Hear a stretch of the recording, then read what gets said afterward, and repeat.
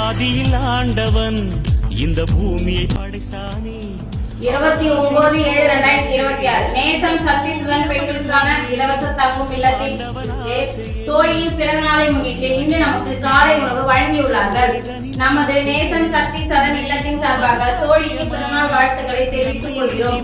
மேலும் நமக்கு உணவளித்த இவர்களின் உடல் நலனுக்காகவும் இவர்களின் குடும்பத்தில் உள்ளவர்களின் உடல் நலனுக்காகவும் மன நிறைவு, குடும்ப அமைதி, பொருள்கள மேன்மை, தொழில்துறையில் ஏற்றம் பெற்று செழித்தோங்கவும் வாழ்வில் எல்லாவித சீரும் சிறப்பு பெற்று வாழவும் நமது நேசம் சக்தி சதன் பெண்களுக்கான இலவச தங்கும் இல்லத்தின் சார்பாக மனதார இறைவனை வேண்டிக் கொள்கிறோம்.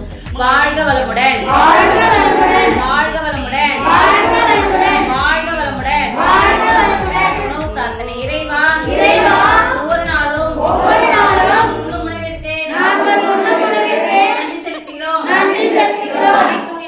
அனைத்து உயிர்களும் நிலையுற்று வாழ வேண்டுகிறோம். வாழ்க்கையின் பாதி பலம்